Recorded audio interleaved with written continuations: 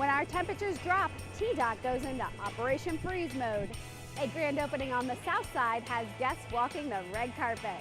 And the Tucson Fire Department has tips to keep our holidays safe and festive. These stories and more coming up next in Tucson.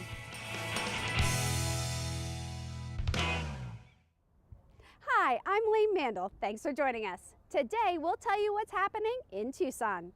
It's that time of year again, and the Tucson Fire Department has some tips to keep in mind when choosing a tree. But first, here's what the Tucson Department of Transportation is doing to keep our roads from freezing.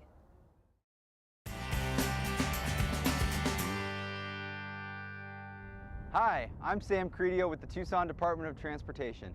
On today's episode of Behind the Barricades, we'll show you how TDOT crews keep you safe when the temperatures drop below freezing. Operation Freeze is a TDOT safety program that utilizes 3 specially designed trucks that spray magnesium chloride on 58 bridge decks throughout our city. Magnesium chloride lowers the freezing temperature of water and prevents ice from bonding on the roadway. A light coating of this effective ice suppressant produces no negative effects on groundwater, surface water, or vegetation and can last for up to 10 days. Bridges are prone to developing ice because freezing wind strikes the bridge above, below, and on both sides. Did you know a roadway only loses heat from its surface? Even while the temperature on the road surface is dropping, the heat underneath the pavement keeps it warm enough to prevent icing when temperatures drop below freezing. In contrast, our bridges have no way to trap heat, so ice can form shortly after temperatures hit the freezing point.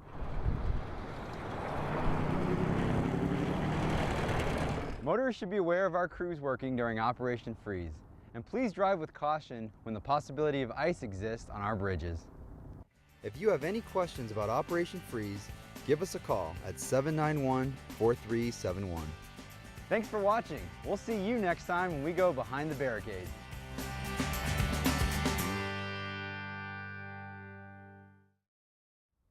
TDOT is keeping our roads safe, but what can we do to keep our homes safe when temperatures drop? Tucson Fire Captain Trish Tracy offers some winter safety tips. Approximately 10,000 people are injured each year from carbon monoxide poisoning, and another 1,500 die. It can kill you before you know because you can't see it, smell it, or taste it.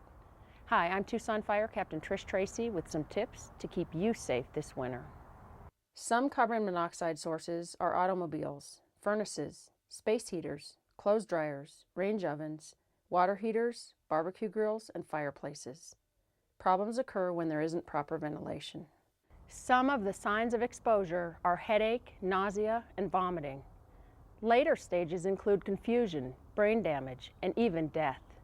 If you suspect carbon monoxide poisoning, call 911. There are ways to protect yourself from this silent killer.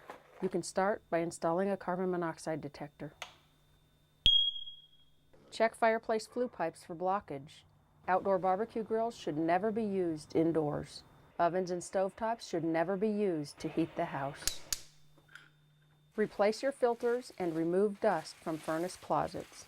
As tempting as it is, don't warm up your car in your garage.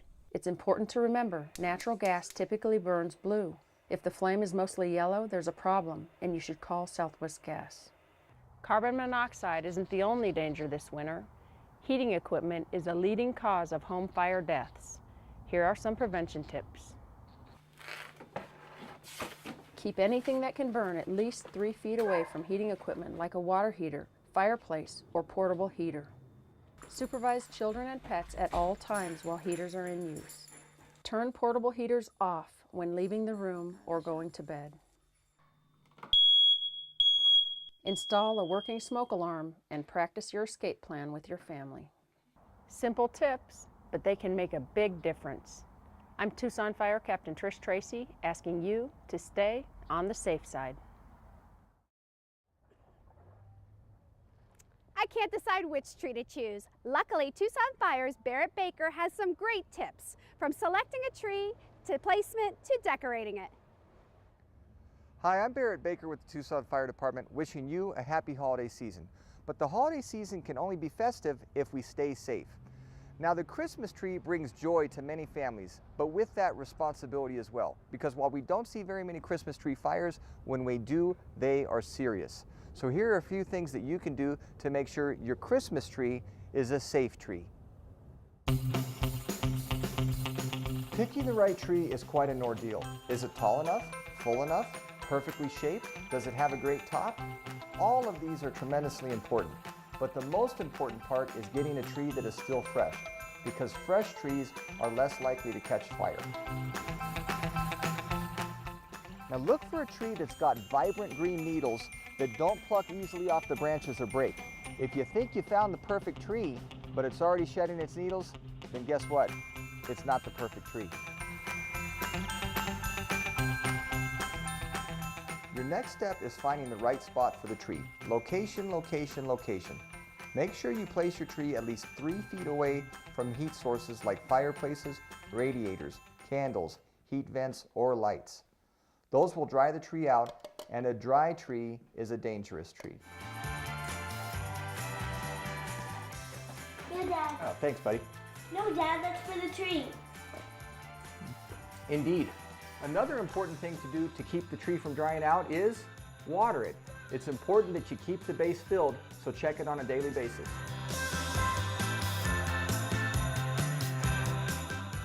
Lights and ornaments can make a good tree look great, but 1/4 of home Christmas tree fires are caused by electrical problems.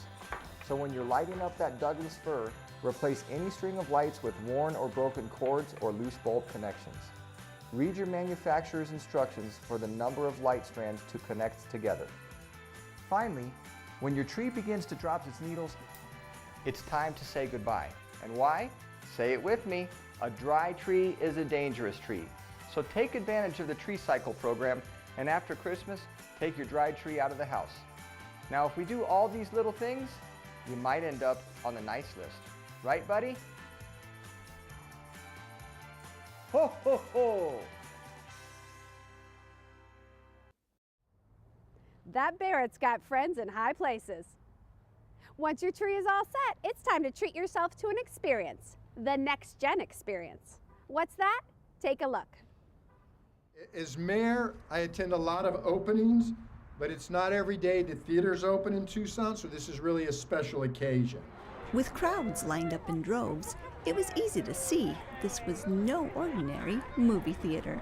It is our first theater, however, to have the new luxury loungers here in Tucson, and those are the electric recliners that you've been seeing and hearing so much about. The Cinemark Theater recliners weren't the only things getting people talking. Development on this south side of town, known as the Tucson Marketplace at the Bridges, began in 2010 with the opening of a new Costco, followed by a Walmart. And now you got all these things coming. Dave & Buster's, the first one in Pima County. You got Len's Asian Buffet and then Planet Fitness. So you can eat, shop, and then go work out. The main attraction today was the opportunity to watch a movie in a new Next Gen theater. 3, 2, 1. Thank you, and enjoy the movies. Just like the Oscars, guests walked the red carpet and received swag bags. Avid moviegoer Tyler Sislow admitted to catching a show every week at another theater. And then we see the big preview about the Next Gen, and it says, look at what Cinemark has, and we just look around and we're like, oh, we don't have that. But now we do, and so now we get to come here even more often, which is really exciting. The 14-screen Cinemark Theater offers an extended menu, refillable drink stations, an XD auditorium which boasts 52 speakers, and seats that can be reserved online. And the thing that makes it so special is here we are getting economic development and we're having more jobs. And that's what people really want to see, is something coming out of the ground that wasn't there before, offering people new jobs, new opportunities. You know, the city of Tucson lives off sales tax. We got to generate it, and this is a part of that, sales tax. Working closely with the business community helps generate that. Despite its state-of-the-art amenities, ticket prices to a Century Tucson Marketplace showing are comparable to other theaters in town. Another reason to sit back, relax, and enjoy a show. Now that's the way to watch a movie. There are a lot more exciting things coming to the bridges, and we'll tell you all about them. That wraps it up for this edition. I'm Lee Mandel. Thanks for watching. Happy holidays, and I'll see you next time in Tucson.